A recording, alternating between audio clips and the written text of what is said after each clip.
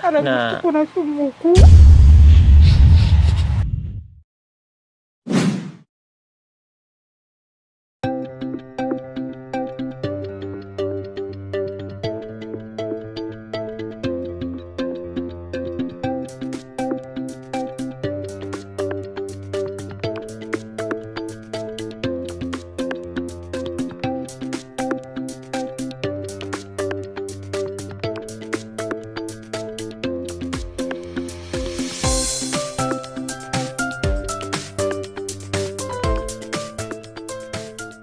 Isang maulan na hapon po sa ating lahat mga kabayan. Dumapo naman po tayo dito sa around Pangasinan po mga kabayan kasi meron pong ating concerned citizens na si Ma'am Christy po mga kabayan, isa nakapagbigay sa ating impormasyon na meron ditong batang tutulungan natin. So syempre sa kanyang mga pagkakataon po mga kabayan, sa abot ng ating makakaya ay mapupuntahan natin kahit papaano pa unti-unti, no? Actually, marami pong nagme-message sa atin.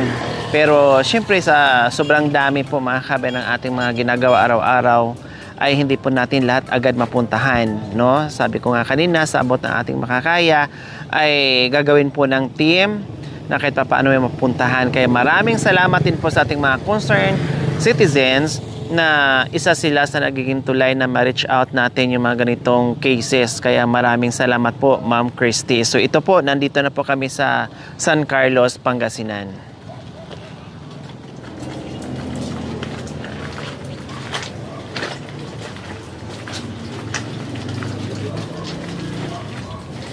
Hello. Ano dito nakatira si Pintaw? Kayo mismo? Ay, kayo na mismo. Hello, magandang gabi. Gabi na naman tayo. Walang aso? Wala. Pwede kabit ko yung mic, ha? So, gabi na naman po tayo mga kabayan. Yung pinagtanungan natin mismo kasi may eskinita, papapasok ka pa ng gate. Akala ko yung bahay niya yung malaki. Ito po. No? Nandito po pala sila sa likod ng bahay na malaki. At ito po yung minisis sa atin. At ito po pala si Ate Pintaw. Pintaw? Bakit tinawag ko yung Pintaw? Hilda po ang tunay kong pangalan, sir. Paano naging Pintaw? Doon sa po sa, yung madam ko noon. Anong ibig sabihin ng Pintaw? May palayaw po. Anong ibig sabihin? May kasabihan ba yung Pintaw? May bagay ba yun? Hindi ko po alam. Palayaw lang ata yun. O siguro mahilig kayo sa pagpipintura. Hindi po. Yung marunong siyang lumangoy. Ayun na yung Pintaw, ibig sabihin. Yun na nga sabi ko, may ibig sabihin yung Pintaw. Magaling Maglangoy. maglangoy, sumisid. Sumisid. Bakit magaling kang lumangoy? Tinuruan ako ng tatay ko noon.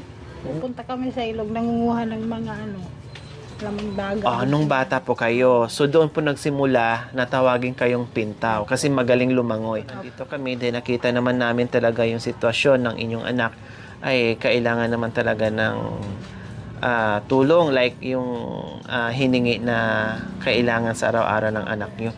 So, kumusta? Nasaan na yun siya? Nasaan na yung baby mo? Ito po. Okay. Anong pangalan niya? Heidi po. Ha? Heidi. Heidi. Hello. Natawa. Nakakarinig. Apo. Hello, Ate Heidi. Hindi nga lang nagsasalita, puro gatas lang po kinakain. Anong nangyari sa kanya? Cerebral palsy daw. Hindi lumalaki. Cerebral Palsy. palsy. Ilang taon na po si... 11 po. 11 years old. Pang ilang Malapit. anak mo siya? Pangatlo po. Pangatlo. Ilang taon na yung panganay? Yung 22 years old po. 22. Tapos sumunod? Namatay po. Malaki yung ulo. Tapos ito, Ayan, 11 pangatlo. years old. Bunso nyo. Hindi, yun ang bunso ko po yung nag-aaral na maliit.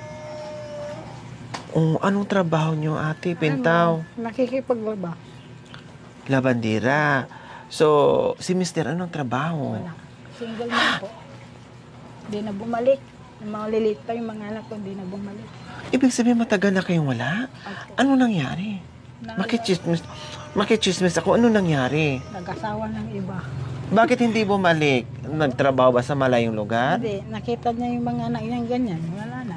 Hindi na bumalik. Aray, Ayaw niya nadurog ng naman yung puso responsibilidad. ko. Ibig sabihin, Nakita lang yung anak na ganyan, hindi niya kayanin, tinalikuran niya. Imbis na kailangan nga niya yung kaagapay, pagmamahal, kalinga.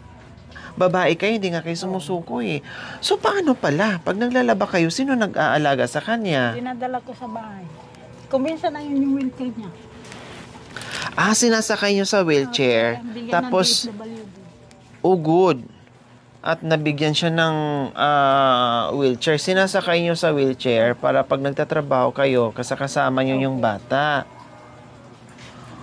Naano naman ako, para akong nanlata. Tapos Iniwan ng mister mo, ng tatay niya, dahil sa sitwasyon niyang ganyan. dalawa sila dati nakahiga dito.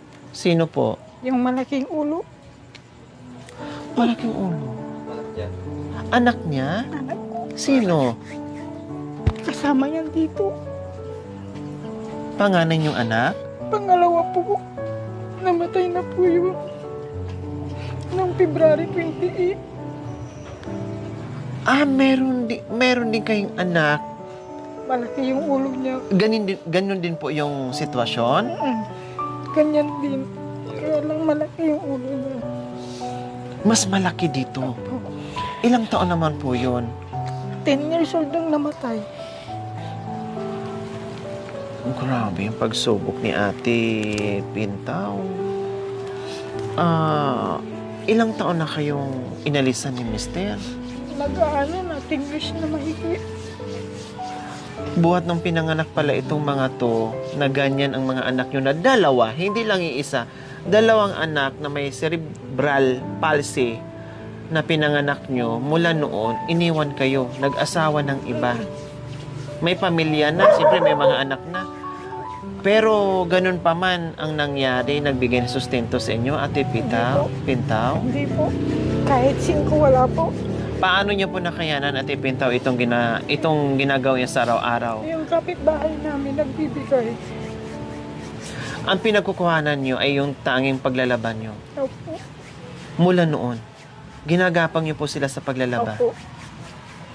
Sa pagtapos ko yung titutuldong anak ko. Buti naman ang babait ng mga kapitbahay mo, Ate Pintaw. Yung kapitbahay ko yan nagbibigay sa akin. Wow, shout out naman sa mga kapitbahay mo na nagbibigay na hindi naging... Buti pa, yung kapitbahay mo ay Saka yung mga responsible pa dito sa pamilya mo. yung ayro ko na siya ang nagbigay sa akin nung pangburol doon sa anak ko. Wow, ang bait naman. So, kaya pala meron diyang higaan na isa. Ito po higaan namin, kumot lang. Oo nga, napansin ko. Ayun, hindi pa ako nakakapaglaba. Ano to, lupa o semento? Simento po. Semento na may linoleum. Opo, nilagyan ko lang ng tag-linoleum po. Okay, wag mo nang anuhin, okay lang. So, may linoleum na, tapos sinapinan nyo lang ng kumot. Ay, anong pangalan niya ulit? Heidi po. Hello, Ate Heidi. Kumusta yung kanyang pagkain? Ano lang po, puro gatas po. Puro liquid lang. Opo. Hindi siya nakakain ng kanin. Hindi. Pero nakakainom naman siya sa baso. Hindi po. Paano? Buti lang po. Ibubuti din. Opo. Parang bata nagbibigay. So, mula nung pinanganak mo siya, talagang nakahiga lang siya? Opo. Yung dalawang anak nyo, yung isa na 10 years old na ganyan din ang sistema sa kanya, kailang mas malaking ulo. Dalawa sila nakahiga dyan. Paano yung paglalaban nyo? Dalawa siya, may mga sakit. Dinadala ko dito kuminsan. Pagdating ng anak ko ng hapon, pupunta ako dyan, maghuhugas lang ako ng pinggan, bibigyan nila ako 100. Gaano kahirap, Ate Pintaw? Parang Na- gusto ko na sumuko. Na alam ko na mahirap yung buhay. Sabi ko nga, hindi baling mahirap ang buhay. Makagawa ka ng paraan basta walang sakit isa sa pamilya. Isa sa miyembro ng pamilya. Pero mas mahirap kapag mahirap na ang buhay plus may sakit pa, hindi lang isa kundi dalawa sa miyembro ng pamilya. Paano yung nakayanan? Saan kayo kumuha ng lakas ng loob, Ate Pintaw, sa araw-araw? Dadasal lang po. Tapos humihingi ako sa mga kapatid ko. Na kahit pa paano na, meron naman nagbibigay o umaalalay sa inyo. Meron Yung po. mister nyo po, totaling wala. Kahit piso o Wala. mula nung iniwan kayo. Kahit 5 duling wala siyang binigay. Alam niya na grabe yung sakripisyo nyo sa anak nyo. Alam niya. Nasaan na yung paa niya? Ito po. Hinahanap ko yung paa niya. Yung pala, nasa side. Talagang ganyan na yung sistema. Opo. Paano yung pagtagilid niya? Hindi ba nasusugatan yung likod niya, Ate Pintaw? Hindi po. Ikaw na mismo ang mag-aano sa kanya para tumagilid siya. Opo. Ito po, wala. Ah. Naalagaan ko po mabuti. Hindi siya nakapagsalita? Hindi po. Ay, anong ulam mo, ate? Wala po. Walang ulam. Bakit? Wala kang, 200 lang yun nakita ko, pinambili po ko ng gatas. 200 pesos yung pinaglaban mo. Hindi, yung nagtinda ako sa bayan kanina. Okay. Tapos, gatas, ano pang nabili doon sa 200? Ito lang po, Gatas at isa't kalahating gatas. bigas. Wala, hindi ako nakabili ng bigas. Pero may bigas pa ako. Meron ka Apat pang na kilo pa. sasaingin. Ulam, Wala po. wala. Sige.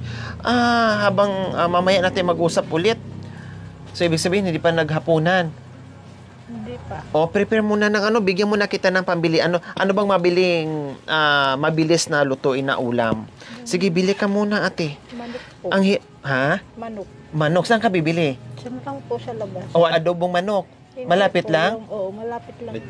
Lechon manok? Meron sa labas? Meron po. Sige, bili ka muna habang mag-uusap tayo.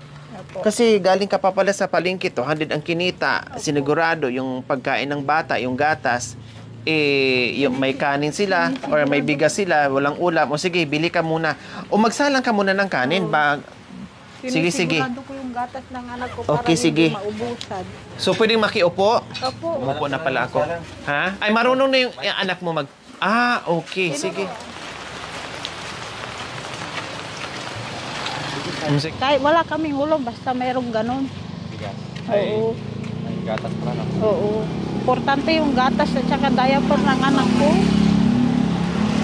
Doon ako nahihirapan. Hindi kasi makakain ng kanin yan eh. Opo.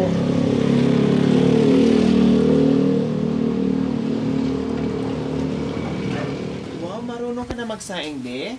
Ano pangalan mo na? Chris. Kristan. Ilang taon ka na, be? 9. Sa 9 years old, marunong ka na magsaing? Anong grade ka na? Grade 3. Wow. Okay, sige, magsaing ka muna, be, para may kakainin kay mamaya, ha? So, ayan po mga kabayan. Buti lang na itanong ko, no, kung may pagkain sila. Pagod yung magulang, dumidiskarte, dahil merong dalawang anak na umaasa na pagdating ng bahay nahihingian ng pagkain. Sa katunayan nga po mga kabayan, may 200 na dala-dala yung kanilang magulang, no, nag-uwi ng gatas, mayroon pa naman silang bigas na kahit papaano, no, at walang ulam. So ngayon magsasaing itong bunsong anak po mga kabayan, no, sa hirap ng buhay kailangan matuto sa murang edad, no, at kailangan matutunan ang mga bagay-bagay dahil syempre si mama ay hindi lang padre di pamilya, ilaw ng tahanan, no, naghahanap buhay. Kumbaga, single parent po mga kabayan, kaya yung mga anak, o katulad ni Kristan, na kailangan niyang matuto, tinuturuan ni ate para just in case na wala talagang choice na kita paano, ay hindi sila magutuman ng kanyang kapatid. Malamang mga kabayan, nagbabantay dito sa kanyang kapatid na may sakit, no, maasahan, no, nakakaawa pero wala mas nakakaawa na wala silang matutunan mga kabayan na hindi sila makikilos kapag wala yung kanilang mga magulang. Maawa ka lang dahil sa murang edad nila na imbis yung mga bagay-bagay na mag-aaral lang sila, no, maglalaro, pero limited yung kanilang paglalaro at pag-aaral. Dahil siyempre kikilos pa sila o tutulong sa kanilang mga magulang dito sa loob ng bahay. Tulad ng pagsasaing, paglilinis, paghugas ng plato. So ganyan, o di ba? halata na gamay na niya yung ginagawa niya, halata na marunong sa loob ng bahay, halata na natuturuan ng kanilang magulang. Na practice, na train ng maayos. Marunong eh. Mahalata mo kaagad sa kilos ng bata, ng tao, kapag marunong na. So ayan, habang inaantay natin si ate na nanay ni Kristan, no, nagluluto, nagsasaing para kakain sila maya-maya. Tapos si nanay naman ay bumibili ng lechon manok. Kristan, bukod sa pagsasaing, ano pang ginagawa mo, be? Mag-uugas. Naghugas ng pinggan? O ano pa? Tsaka nagpiprito. Nagpiprito ng anong klaseng ulam ang piniprito mo? Itlog. Itlog, Tsaka tapos hotdog. hotdog. Yung madaling lutuin. Ah, Oh, wow! Ang galing! Sino nagtuturo sa'yo? wala po. Ako lang po nagagawa. Ikaw lang? Nanonood ka lang ni mama tapos ginagaya mo lang? Ah, Oh, very good. Very good ka. O, kumusta naman ang pag-aaral mo? okay lang po. Hindi ka uma-absent? Umabsent lang. Paminsan-minsan. Ah, Bakit uma-absent ka paminsan-minsan? binabantayan ko po si ate. Oh, wow, grabe mga kabayan, no? Hindi ako nagkamali kanina na yung ganitong sitwasyon kailangan mong matuto, no?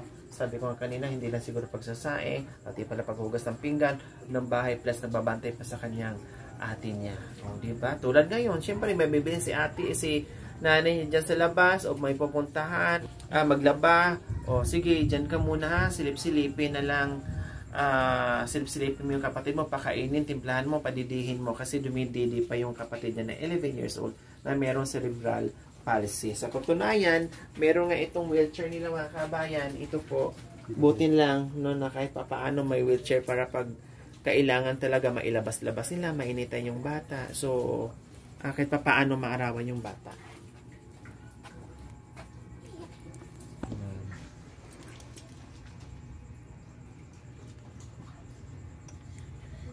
So, yun po mga kabayan. Ang pahit naman ng ading niya.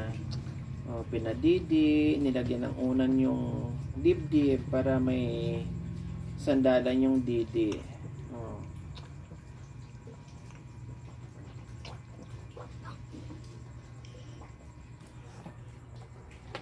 O, didi ka lang ha. Habang nagbabantay sa atin niya, tinitingnan naman niya yung mga gawain din niya sa school. Nagbabasa. Oh, masipag na bata.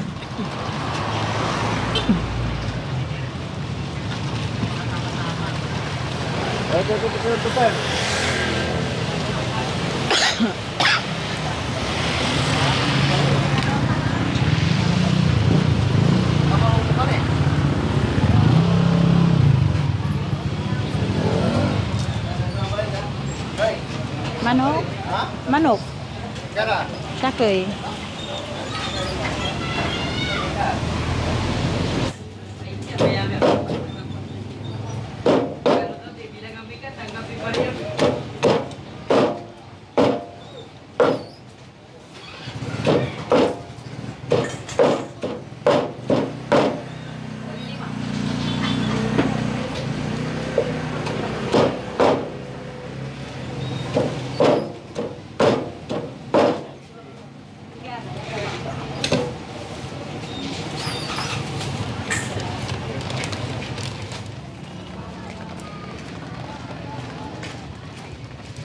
Binigyan kami ng rep, sira. Bibinta ko na. Kalakal din yun. Wala rin papayos, no? Opo.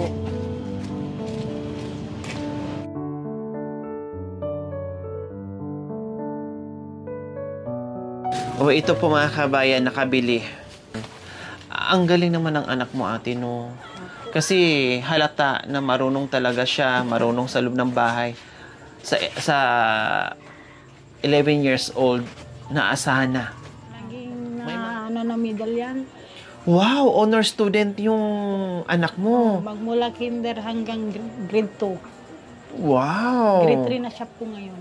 Oh, kasasabi ko lang kanina, itong batang ito, masipag, malayong mararating. O ngayon, honor student pala itong anak mong bunso. Wow, ang galing.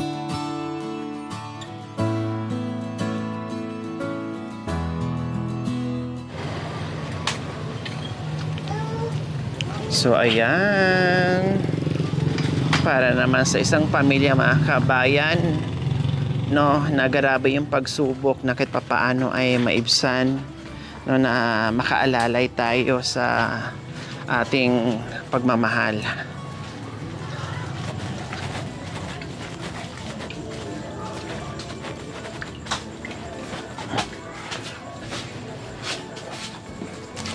So ayan, Ate Pintaw, may biyaya kami para sa iyo. Grocery at bigas. Alam kong napakalaking bagay po yan para sa inyo, no? Hindi lang yan.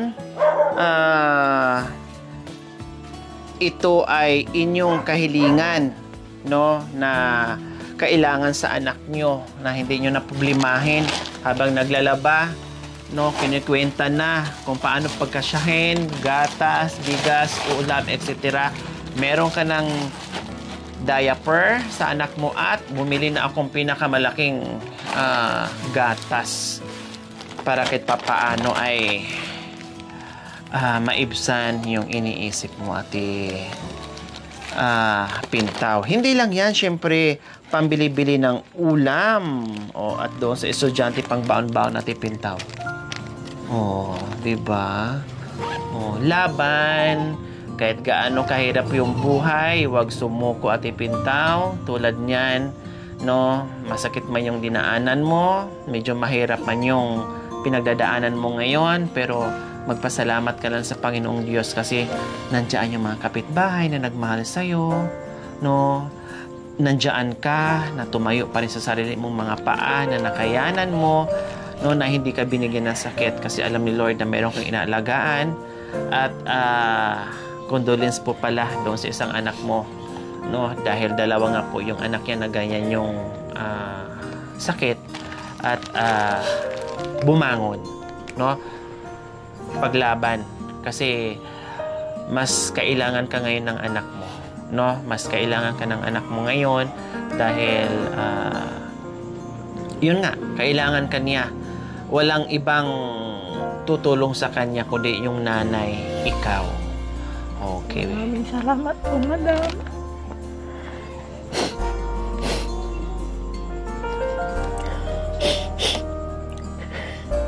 Dama ko yung mga luha ni ate kung gaano kahirap. Hirap nga tayo na meron tayong katuwang, hirap nga tayo na wala tayong iniintindi, hirap nga tayo na wala tayong iniisip na may sakit yung anak natin. How much more yung kagaya sa kanya? Diba? Hirap sa trabaho, pagod sa trabaho, hirap pa sa pag-iisip kung paano yung pagkain sa batang may sakit, sa anak mong may sakit, etc. etc. Diba? Lagi pong puyat. Lagi ka pang puyat sa pag-aalaga. Lahat na lang, everything. Kaya siguro binigyan na lang si ate ng lakas ng loob, no? Kasi kaya. Kumbaga, mayroon kasing ibang reason. May mga reason po, mga kabayan, kung bakit ito yung problema mo, ito yung hinaharap mo ngayon. Pagsubok at alam ni Lord na kaya mo. Kasi hindi rin niya minsan ibibigay yan sa'yo kung hindi kaya ng tulad ni Ate Pintaw. Kaya, syempre, magpapasalamat po tayo sa ating walang sawang pagmamahal, sa ating mga sponsors. Kagaya nito na, Diyos ko, hindi lang kabundukan yung ating pinupuntahan, pati sa kapatagan, no? Basta kaya natin ay pumupunta tayo, mga kabayan. Kaya maraming salamat po, no? Ito po sa ating grocery at bigas, mga kabayan, no, ay nagagaling po sa ating pioneer sponsor from DZL of Ontario, Canada. At ito din po, mga kabayan, yung ating diaper at saka gatas na kailangan ni Angel araw-araw ay galing din ito sa ating mapagmahal na sponsor, Ma'am Cecil Carbonell Kabatbat from Winnipeg, Canada. No, maraming salamat po sa inyo. Nag-iwan din po ako ng cash mga kabayan para pang baon-baon, pang bili ng ulam.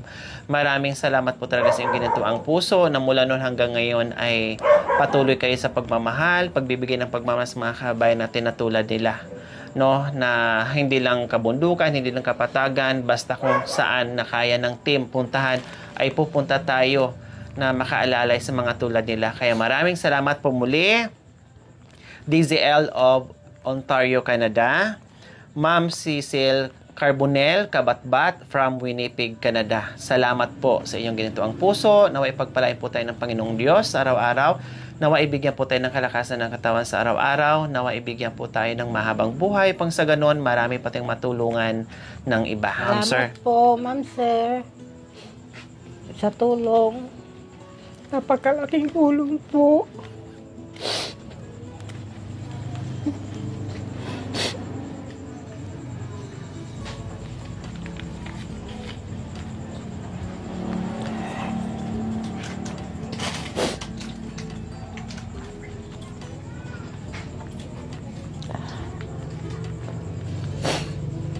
Bibili po ako ng chipon. Tsaka buti niya bukas. Tagal na rin yung bigas niya.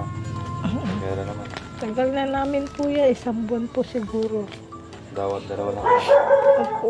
Ang anuman, Ate Pintaw, gaya ng sinabi ko kanina, lumaban para sa mga anak. Okay, so kay Kuya Krista na masipag na anak, tumutulong kay Mama. O, sige. Mayroon pang iba dyan. Ha? Okay, sige, ate. Luto na yung ano natin. Hindi pa po. Hindi pa. So, paano? Picture mo na.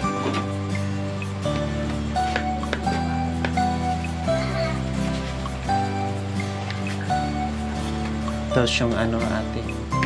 Lagay ng chicken.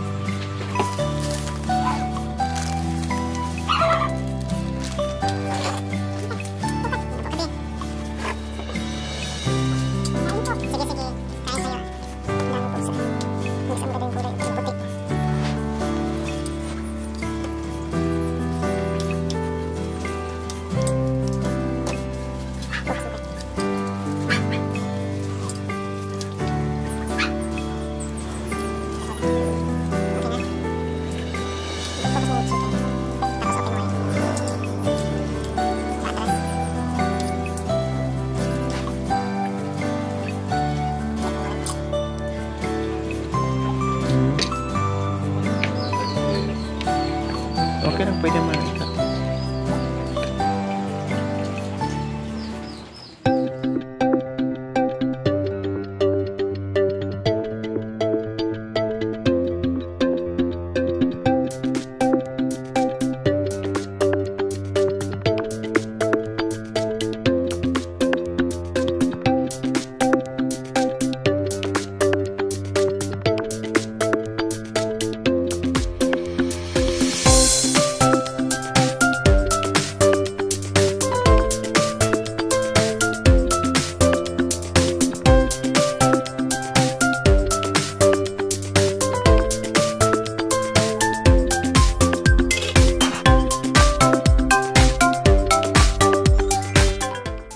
Thank you for watching. Don't forget to like, share, and subscribe.